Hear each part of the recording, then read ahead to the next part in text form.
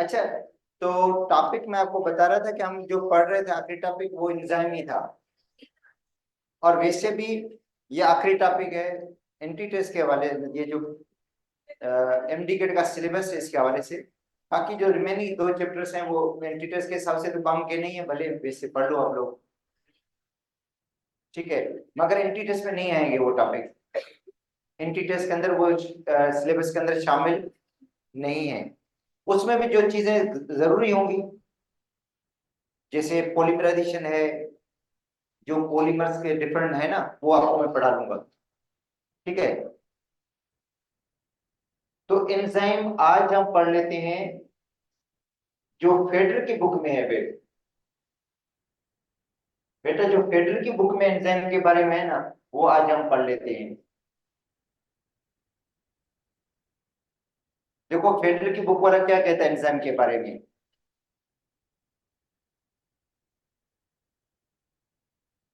अच्छा देखो, पहले ये आपको मीनिंग तो मैं आपको पहले बता चुका हूं कि इन जाइम, इन का मतलब होता है इन, जाइम का मतलब होता है यीस्ट।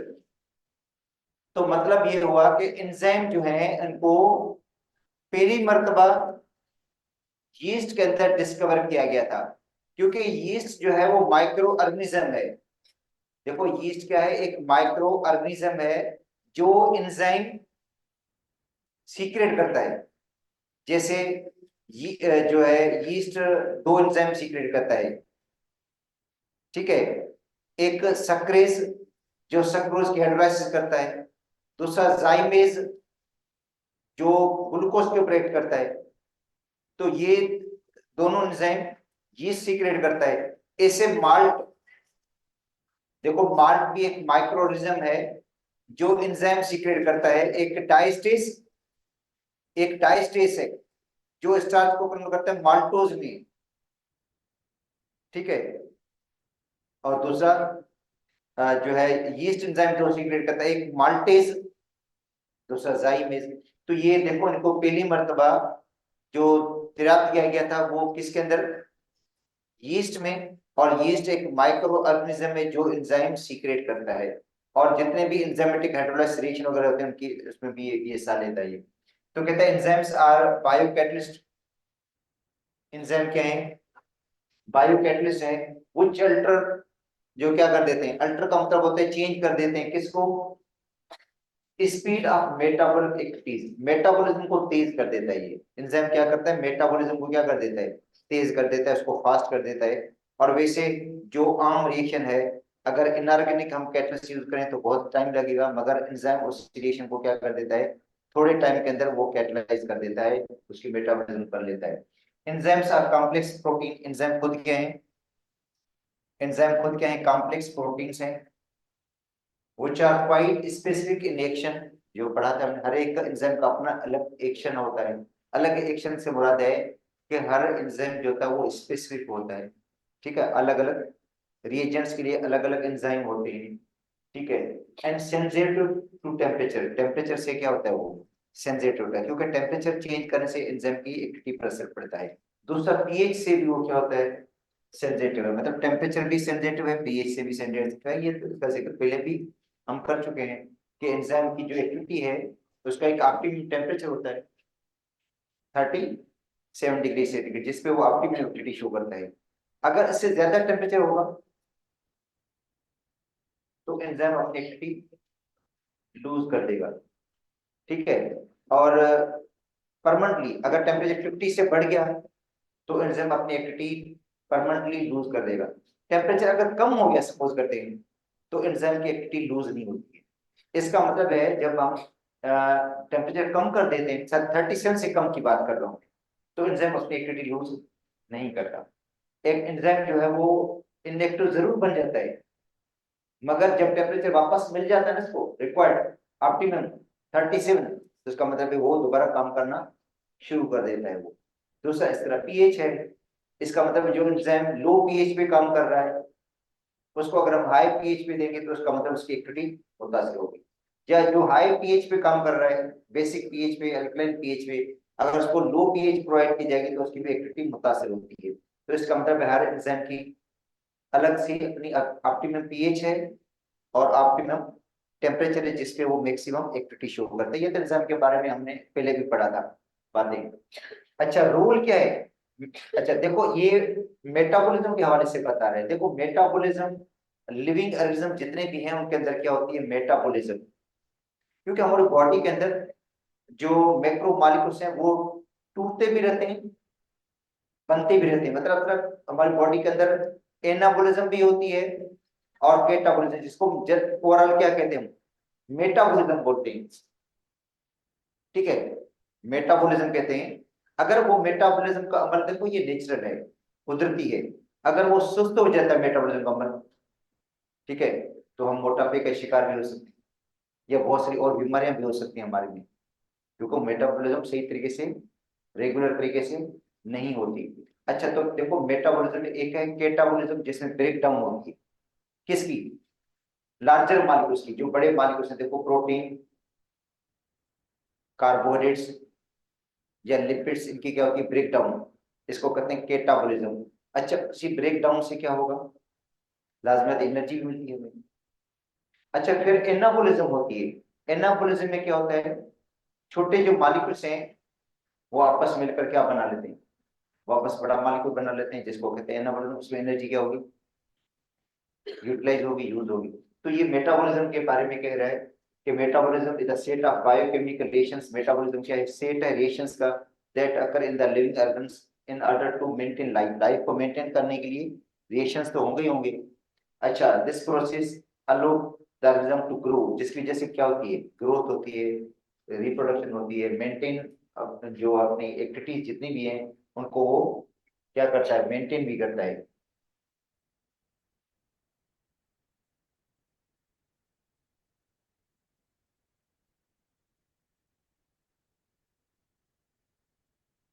स्ट्रक्चर को मेंटेन भी करता है। अच्छा, आगे कह रही है,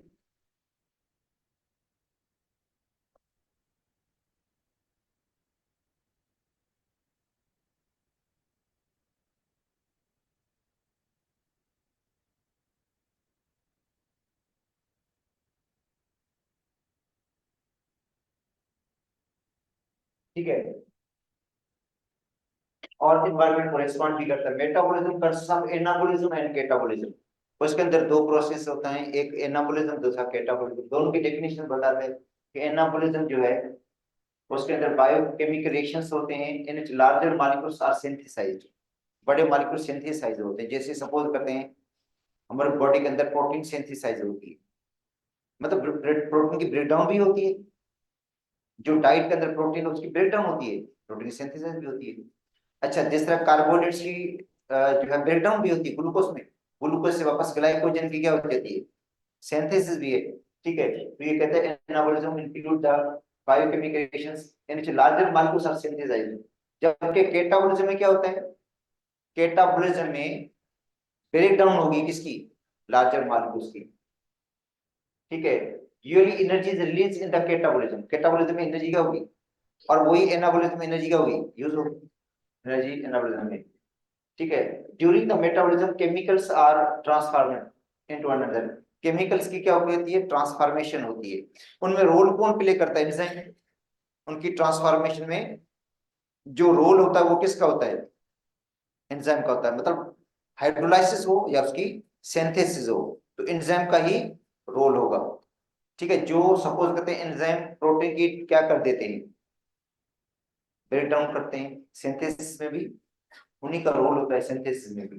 कहते हैं during metabolism chemicals are transferred from one another by enzyme. Enzymes are important to metabolism. जाहिर है इंपॉर्टेंट है किसके लिए? मेटाबॉलिज्म के लिए। और ये क्या है? बायो कैटलिस्ट हैं, स्पीड करते हैं, रिएक्शन की स्पीड को बढ़ाते हैं और रेगुलेट करते हैं। किसको? मेटाबॉलिज्म के पाथवे को वो क्या करते हैं? रेगुलेट करते हैं या पाई तक मिल तक पहुंचाते हैं। ठीक है, अगर सपोज करते हैं वहां पे एंजाइम रोल नहीं प्ले करेंगे तो इसका मतलब मेटाबॉलिज्म क्या हो जाएगी? स्लो हो जाएगी। मेटाबॉलिज्म क्या हो जाएगी? स्लो होगी, जिसकी वजह से बहुत सारी डिसऑर्डर हो सकते हैं बॉडी के अंदर। बॉडी के अंदर डिसऑर्डर भी पॉसिबल है, हो सकते हैं। ठीक है, तो enzymes are proteins that catalyse. Enzyme protein है जो कैटलाइज करते हैं, स्पीड अप करते हैं किसको? बायो रिएक्शंस को, and not change during the reaction, reaction के दौरान खुद चेंज नहीं होगी। इसका मतलब है रिएक्शन जब कंप्लीट होगा तो रिएक्शन से वो क्या हो जाएंगे, अलग हो जाएंगे या सेपरेट हो सकते हैं, हो जाएंगे वो, ठीक है। वो यूज नहीं होंगे, कंज्यूम नहीं होगी, बिल्कुल आखिर में अलग हो जाएंगे। वैसे भी कैटलिस्ट की डेफिनेशन यही है कि कैटलिस्ट जो होता है वो आखिर में रिएक्शन से क्या हो जाता है, अलग हो जाता है, सेपरेट हो जाता है। अच्छा, molecules are at which enzyme act, जिस मॉलिक्यूल पर एंजाइम एक्ट करता है उसको हम क्या कहते हैं, सबस्ट्रेट। जिस मॉलिक्यूल पर एंजाइम एक्ट करेगा उसको क्या कहेंगे हम, सबस्ट्रेट। अच्छा, and the enzyme convert them into different molecules called products. जाहिर बात है जब एंजाइम सबस्ट्रेट ऐड करेगा तो कन्वर्ट किस में करेगा। अब जैसे प्रोटीन के ऊपर एंजाइम ऐड किया, प्रोटीन को किस में कन्वर्ट करेगा, अमीनो एसिड। कार्बोहाइड्रेट्स पर एंजाइम ने ऐड किया, कन्वर्ट किया ग्लूकोज के अंदर। लिपिड पर एंजाइम ने ऐड किया, कन्वर्ट कर दिया ग्लाइसरॉल और फैटी एसिड के अंदर। तो ये प्रोडक्ट हो गया, ये क्या हो गया, प्रोडक्ट हो गए, ठीक है। How enzyme work, enzyme work कैसे करता है। देखो एंजाइम जो है वर्क इस तरह करता है कि एंजाइम सबस्ट्रेट के साथ अटैच हो जाता है, एंजाइम सबस्ट्रेट कॉम्प्लेक्स बनता है, एंजाइम सबस्ट्रेट का क्या बन जाता है, कॉम्प्लेक्स। अच्छा, वो कॉम्प्लेक्स अनस्टेबल होता है, ब्रेक डाउन हो जाती है उसकी, एंजाइम अलग हो जाता है और दूसरा क्या बन जाता है, प्रोडक्ट बन जाता है। कहता है व्हेन एंजाइम अटैच, जब एंजाइम अटैच होता है किसके साथ, सबस्ट्रेट के साथ, ए temporary enzyme substrate complex produced. जाहिर है क्या हो जाता है, एक टेम्पररी एंजाइम सबस्ट्रेट का कॉम्प्लेक्स बन जाता है। Enzyme catalyse the reactions and substrate is transferred into product. जाहिर है एंजाइम क्या करेगा, उस रिएक्शन को कैटलाइज करेगा और उसको कन्वर्ट किस में करेगा, प्रोडक्ट में, ठीक है। After enzyme complex break down, अच्छा जाहिर है उसके बाद जो एंजाइम सबस्ट्रेट कॉम्प्लेक्स रहता है वो ब्रेक डाउन हो जाता है और आखिर में प्रोडक्ट बन जाता है। देखो ये एंजाइम है, प्लस में क्या है, सबस्ट्रेट, एंजाइम सबस्ट्रेट कॉम्प्लेक्स बना, ये अनस्टेबल होगा, एंजाइम अलग हो गया और प्रोडक्ट अलग हो गया। अच्छा, उसके बाद थ्योरीज है एंजाइम की जो भी हमने डिस्कस की थी, एंजाइम की मुख्तलिफ थ्योरीज, ठीक है। एंजाइम की मुख्तलिफ थ्योरीज है, ये देखो।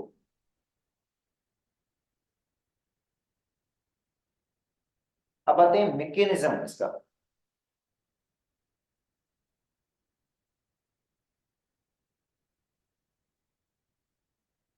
कहते हैं in order to explain the mechanism of enzyme, German chemist था इमेल फिशर, इसने 1894 के अंदर एक मॉडल दिया था कि लॉक मॉडल।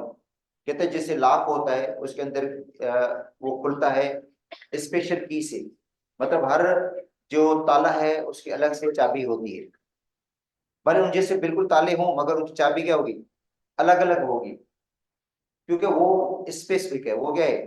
तो ये कहता है एंजाइम भी इस तरह रिजिड होता है, एंजाइम भी क्या है, रिजिड होता है, और सबस्ट्रेट भी क्या होता है, रिजिड होता है। और वो जो सबस्ट्रेट है वो एंजाइम के अंदर क्या हो जाता है, फिट हो जाता है, जैसे जो की है वो ताले के अंदर फिट हो जाती है। ये इसका लिया था की लॉक मॉडल की।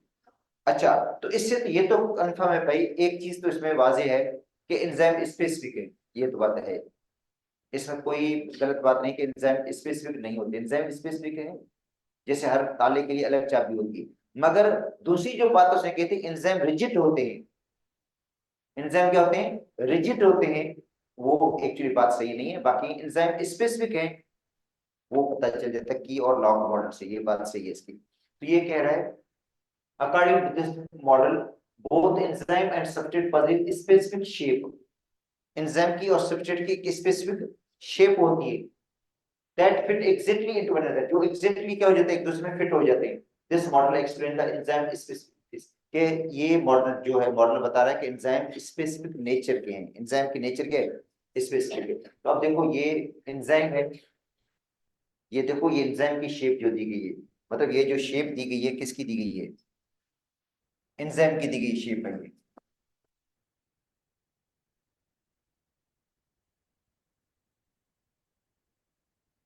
और ये जो दूसरी शेप है किसकी है,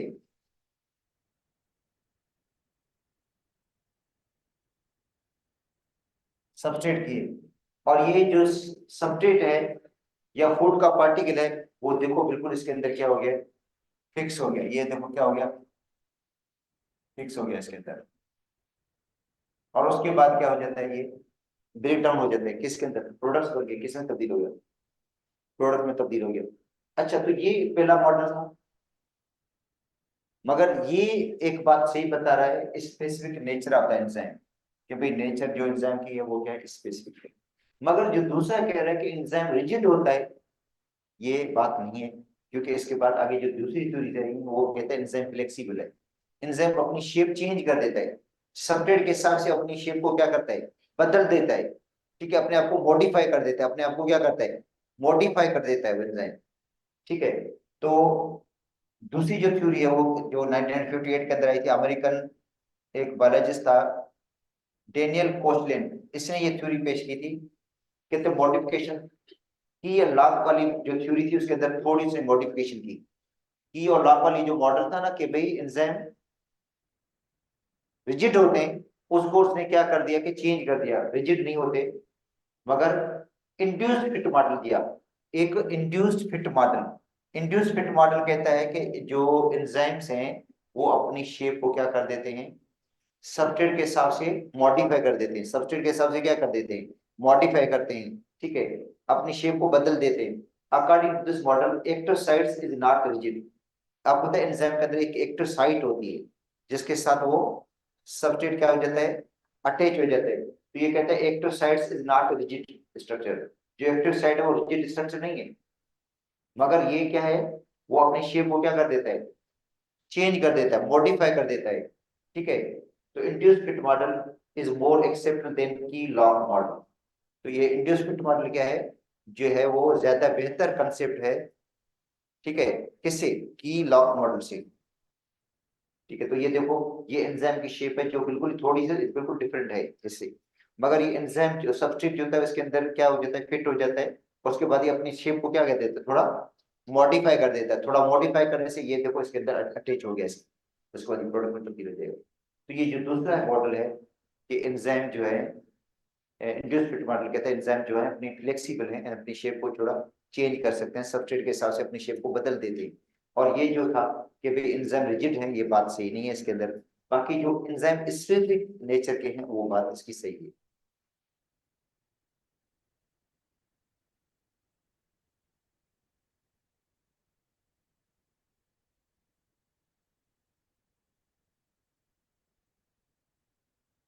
अच्छा, अब आते हैं factors which effect enzyme activity. देखो ये ग्राफ है, factors which effect enzyme activity, इनका भी जिक्र हमने पहले किया था कि कौन से फैक्टर्स हैं जो एंजाइम की एक्टिविटी को क्या करते हैं, इफेक्ट कर देते हैं। उनमें देखो टेम्परेचर इफेक्ट करता है,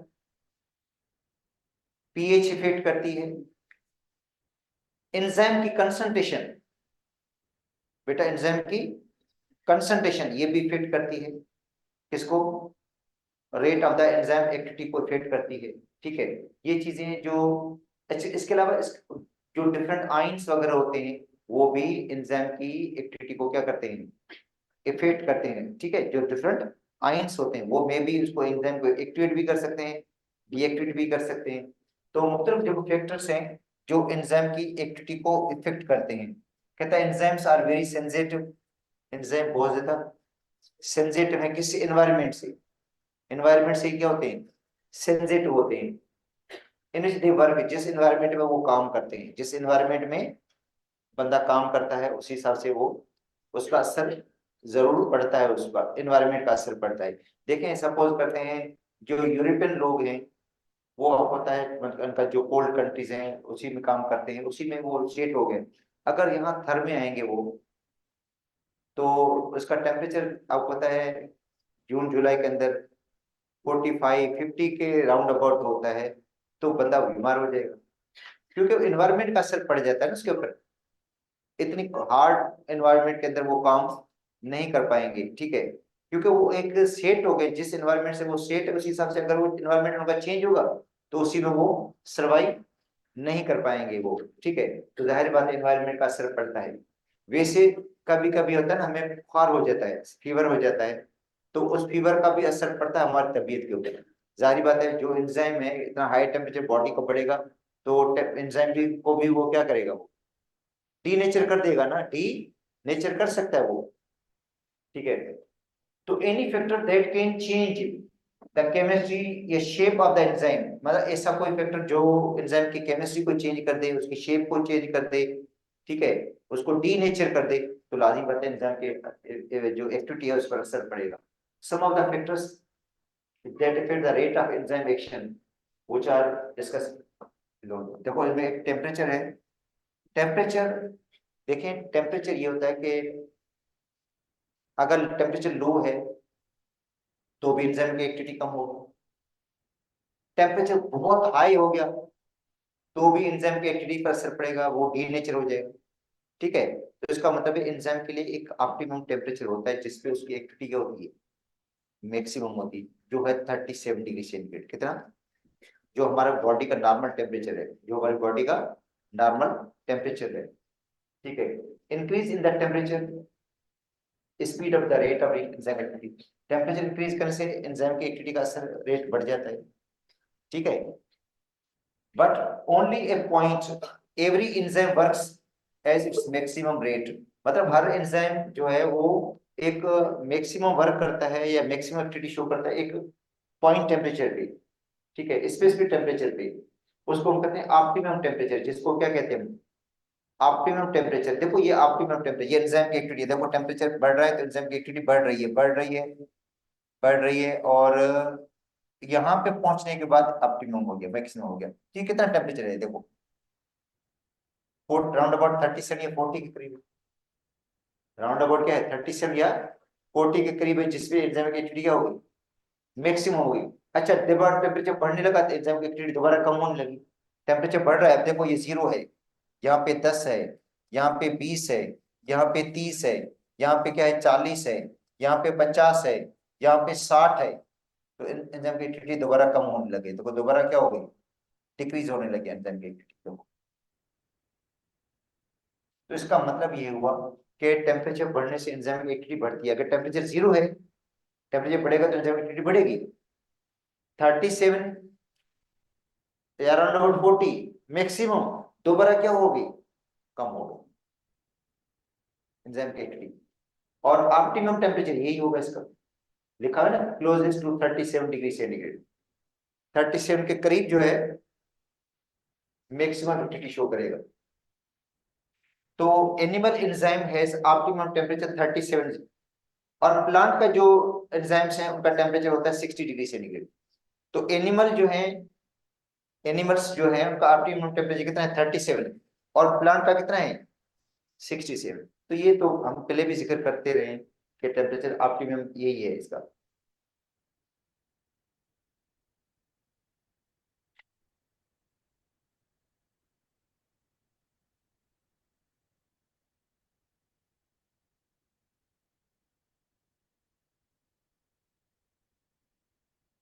अच्छा, ये आगे बता रहा है, ये टेम्परेचर के हवाले से अभी तक बात कर रहा है, ये ग्राफ दूसरा कंसंट्रेशन का है, मगर ये अभी तक टेम्परेचर की बात करते हैं। कहते हैं when temperature rise to certain limit, जब टेम्परेचर बढ़कर कुछ लिमिट तक आ जाता है, सर्टेन लिमिट तक आ जाता है, heat add in the activation energy. ठीक है, और क्योंकि एक्चुअली ये होता है कि एंजाइम की भी अपनी एक्टिवेशन एनर्जी है। जब हम टेम्परेचर को बढ़ाते हैं, मतलब 0 से, तो क्या मिलेगा, एंजाइम को एक्टिवेशन की मिलेगी और रेट ऑफ रिएक्शन क्या हो जाएगा इसका, फास्ट हो जाएगा। इसका मतलब देखें, एक चीज और भी आपको बता देता हूँ इसके हवाले से। एक और क्या करते हैं, जब हम खाना खाते हैं तो उसी टाइम ठंडा पानी पी लेते हैं एकदम, या लस्सी वगैरह जो पी लेते हैं ठंडी पी लेते हैं, या कोल्ड ड्रिंक्स वगैरह से इस्तेमाल कर लेते हैं ठंडी, तो क्या हो जाता है, टेम्परेचर एंजाइम का क्या हो जाएगा, लो हो जाएगा, लाजिम बात है। जाहिर है वो जो खाने के साथ साथ आपने कोई इस तरह की मशरूबात इस्तेमाल की है जो बिल्कुल ठंडी है, एक ठंडी है, तो लाजिम बात है क्या होगा, टेम्परेचर क्या हो जाएगा, कम हो जाएगा। कम हो जाएगा तो एंजाइम की एक्टिविटी भी क्या हो जाएगी, कम हो जाएगी, स्लो हो जाएगा एंजाइम की एक्टिविटी टेम्परेचर कम होने से। अच्छा, जब देखें, अगर सपोज करते हैं, अगर हमने जो है कोई गर्म चीज इस्तेमाल कर ली है, मतलब सपोज करते हैं गर्म पानी पी लिया, ठीक है, तो क्या होता है, वो जो टेम्परेचर कम हुआ था, टेम्परेचर क्या हुआ था कम, तो वापस उनको हीट मिल जाएगी, वापस उनको टेम्परेचर गेन कर लेगा वो एंजाइम, और उनकी एक्टिविटी दोबारा बढ़ने लग जाती है। ठीक है, इंक्रीज हो जाती है। तो इसका मतलब है कि ठंडा पानी पीने से एंजाइम की एक्टिविटी क्या हो जाएगी, कम हो जाएगी, डाइजेशन का प्रोसेस स्लो हो जाएगा, डाइजेशन का प्रोसेस क्या हो जाएगा, स्लो हो जाएगा। अच्छा, गर्म पानी पीने से, देखो गर्म पानी, मैं, अच्छा देखें, अमूमन बंदे को गर्म पानी पीना चाहिए या नॉर्मल पानी पीना चाहिए? गर्म ना ही, अगर उसको मतलब सही लग रहा है तो नॉर्मल बंदे को पानी पीना चाहिए। ठंडा पानी जो है वो डाइजेशन के प्रोसेस को, एंजाइम की एक्टिविटी को मुतासिर कर देता है। अगर सबको कहते हैं हम ठंडा पानी मतलब ये जो है गर्म नहीं पी सकते हैं, पानी को उबाल कर इस्तेमाल करें या उसको गर्म पानी ना पिए, तो आप कम से कम नॉर्मल जो है उस पानी को इस्तेमाल करेंगे तो वो ज्यादा बेहतर रहेगा ठंडा पानी पीने से।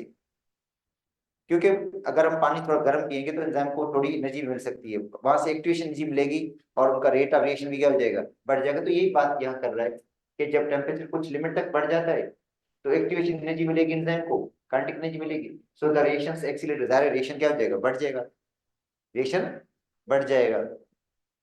But when the temperature is raised as above the absolute, मगर टेम्परेचर अगर मुसलसल बढ़ाते जाएंगे ये भी नुकसानदायक है।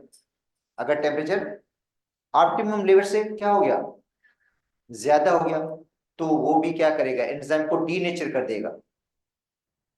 देखो जिसका ग्राफ में शो किया गया था, एक ऑप्टिमम लेवल से टेम्परेचर बढ़ गया तो वो भी क्या है, नुकसान, मतलब कम टेम्परेचर भी नुकसानदायक, ज्यादा भी क्या है, नुकसानदायक। तो इसका मतलब है वहां पे टेम्परेचर क्या होना चाहिए एंजाइम की एक्टिविटी के लिए, एक ऑप्टिमम जो टेम्परेचर है वही होना चाहिए। जब टेम्परेचर बढ़ जाता है तो ऑप्टिमम से heat energy increases, vibration of the atoms of the enzyme, enzyme के जो एटम्स के अंदर क्या होगी, और ग्लोबुलर प्रोटीन्स हैं, प्रोटीन क्या है ये, एंजाइम जो है ग्लोबुलर प्रोटीन है, ये अपनी एक्टिविटी को क्या, वो सॉरी जो है अब डीनेचर हो जाएंगे, क्या हो जाएंगे, ग्लोबुलर प्रोटीन जो होंगे वो उनका स्ट्रक्चर क्या हो जाएगा, लास्ट हो जाएगा, स्ट्रक्चर लास्ट हो जाएगा, जिसका मतलब है एंजाइम समझे जो होगा वो खत्म हो जाएगा, डीनेचर हो जाएगा, उसके बाद वो रिएक्शन को कैटलाइज करने की सलाहियत उसमें नहीं होगी। ठीक है, तो मतलब जब हमें बुखार आता है, फीवर आता है, बहुत ज्यादा बुखार बढ़ेगा तो क्या करेगा, उसका असर हमारे बॉडी पे पड़ेगा, किस पर, ग्लोबुलर जो प्रोटीन्स हैं, ये एंजाइम्स हैं, ये क्या हो जाएंगे, डीनेचर हो सकते हैं।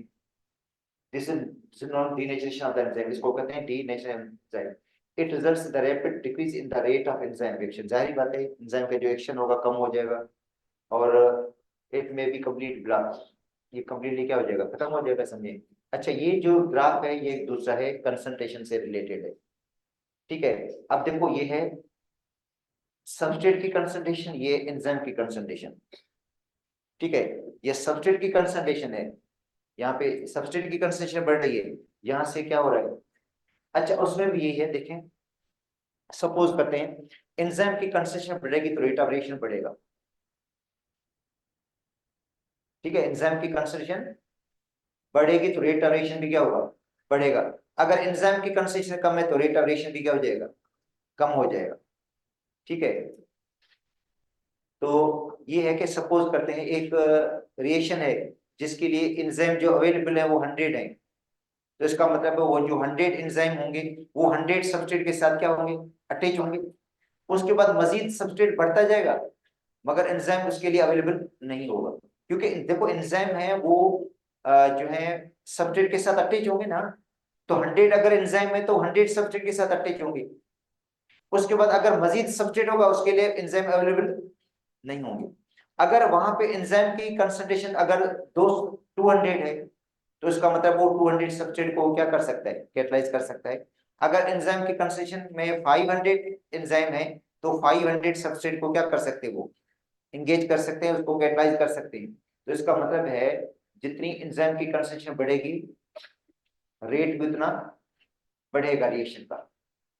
मगर एक्चुअली ये होता है जब सारे एंजाइम ऑक्यूपाइड हो जाते हैं उसके बाद रेट ऑफ एंजाइम की एक्टिविटी बढ़ेगी नहीं, कांस्टेंट हो जाएगी। देखो क्या हो जाएगा, कांस्टेंट। फिर क्या होता है, जितने एंजाइम जो है वो खाली होंगे, क्या होंगे, खाली होंगे, वही जाकर सब्सट्रेट के साथ अटैच होंगे। देखें अब देखो एंजाइम अटैच हो जाता है सब्सट्रेट के साथ, पहला एंजाइम आया सब्सट्रेट के साथ अटैच हुआ, दूसरा एंजाइम आया सब्सट्रेट के साथ अटैच हुआ। अगर 1000 एंजाइम है 1000 सब्सट्रेट के साथ वो क्या हो गए, उसके बाद जो सब्सट्रेट होगा उसको तो एंजाइम मिलेगा नहीं जब तक वो पुराना एंजाइम जो है वो क्या हो जाए, डाइजेशन का प्रोसेस को कंप्लीट करके खाली हो जाए, क्या हो जाए, वेकेंट होगा ना। अगर सपोज कहते गाड़ी है ना, पहले पैसेंजर को लेकर जाती मीरपुर बाजार, वहां से खाली होकर वापस आएगी तब दूसरे पैसेंजर को लेकर जाएगी ना। तब तक तो उनको इंतजार करना पड़ेगा, जो पैसेंजर होंगे वेट करना पड़ेगा। तो तब तक सब्सट्रेट के मालिक्यूल को इंतजार करना पड़ेगा जब तक वो एंजाइम फ्री नहीं हो जाते हैं। तो इसमें भी देखो एक ग्राफ बना हुआ है, ये सब्सट्रेट की कंसंट्रेशन है और ये एंजाइम की एक्टिविटी है, एंजाइम की। तो अब देखो शुरुआत में क्या हुआ, शुरुआत में क्या है, एंजाइम की एक्टिविटी बढ़ गई क्योंकि सारे एंजाइम खाली बैठे थे।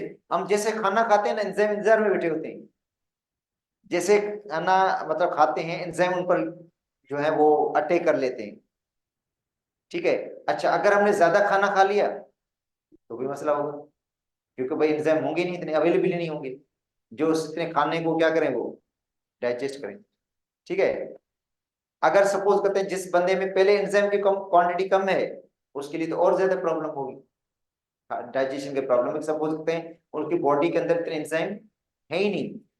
ठीक है। तो इसका मतलब इसको फिर टेबलेट्स वगैरह लेनी पड़ेंगी, तब जाकर उसकी डाइजेशन वगैरह होगी, अदरवाइज नहीं होगी। ठीक है। तो इसमें भी ऐसा ही है, देखो शुरुआत में ये है कि एंजाइम की एक्टिविटी क्या हो गई, बढ़ रही है। उसके बाद क्या होगी, एक ऐसा टाइम आता है जब जिसको वो उसकी कंसंट्रेशन क्या हो जाती है। देखो ये देखें, जब सब्जेक्ट थोड़ा है, सब्जेक्ट का अमाउंट क्या है, कम है, तो एंजाइम एक्टिविटी क्या होगी, ज्यादा होगी, क्योंकि सारे एंजाइम जो होंगे वो अटैच हो जाएंगे। अच्छा, उसके बाद जैसे ही जो है सब्जेक्ट की कंसंट्रेशन बढ़ जाती है, बढ़ जाती है, उसके बाद देखो रेट ऑफ रिएक्शन, इधर देखो ये देखो ग्राफ दिया गया है जो बता रहा है कि ये देखो शुरुआत में एंजाइम की एक्टिविटी क्या हो रही है, ज्यादा है, ज्यादा है। उसके बाद बढ़ रही है, बढ़ रही है, उसके बाद क्या हो जाती है, कांस्टेंट लिमिट को आ जाती है। ठीक है। Any increase in the concentration behind this optimum will no added the effect of the. अच्छा देखो, ये है कि सपोज करते हैं शुरुआत में ये होगा कि जैसे हम खाना खाते जाते हैं, सब्सट्रेट के मॉलिक्यूल कम है, तो वो सब के सब क्या होते जाएंगे, एंजाइम के साथ अटैच होते जाएंगे। अच्छा, जब सपोज एंजाइम के सारे मॉलिक्यूल्स क्या हो गए, ऑक्यूपाइड हो गए, उसके बाद जितना भी हम सपोज करते हैं खाना खाएंगे या जो सब्सट्रेट होगा, उसके लिए एंजाइम अवेलेबल नहीं होंगे। अच्छा, एंजाइम अवेलेबल होंगे जब वो क्या हो जाएंगे, फ्री हो जाए, पहले वाले से फ्री हो जाएंगे, उसके बाद उसको क्या करेंगे, डाइजेस्ट करेंगे, अदरवाइज डाइजेस्ट नहीं करेंगे। तो डॉक्टर बोलते हैं आप खाना खाएं, थोड़ा थोड़ा खाएं, ताकि एंजाइम फ्री होते जाएं। एकदम ज्यादा खा लेंगे तो इसका मतलब है फिर डाइजेशन के इश्यूज होंगे। खाना खाएं, थोड़ा खा लें, 2-3 घंटे के बाद दूसरा कुछ और खा लें आप लोग, ताकि एंजाइम जो पहले थे वो क्या हो जाए, पहले जो आपने खाना खाया था उसमें से फ्री हो जाए। अच्छा, इस तरह से शुगर भी नहीं बढ़ेगी। शुगर जो है, शुगर तो एकदम ऐसा होता है जब हम ज्यादा खाना खा लेते हैं तो शुगर एकदम बढ़ जाती है। अच्छा, शुगर भी नहीं बढ़ेगी और डाइजेशन का कोई इश्यू भी नहीं होगा। ठीक है। तो ये इसमें इसके अंदर यही कहानी है। टाइम भी हो गया। तो बाकी हम कल पढ़ लेंगे, बाकी जो रिमेनिंग है इसके अंदर बाकी जो कुछ फैक्टर्स है वो हम कल पढ़ लेंगे। और आपका सिलेबस भी यही है, आपका जो टेस्ट का सिलेबस है वो यही है, मतलब टॉपिक यही है, ये नहीं अब इससे पहले भी पढ़े थे। बाकी सारा सिंध की बुक से तैयारी करना, ये भले आप पंजाब की बुक से और फेडरल की बुक से, एक ही टॉपिक की तो है, दोनों बुक से पढ़ लेना। बाकी पेपर सारा न्यू एसटीबी से है। एक टॉपिक ये जो है ना वो इस बुक में नहीं है, ये आप फेडरल से बुक पढ़ो और उनसे पंजाब से पढ़ लेना।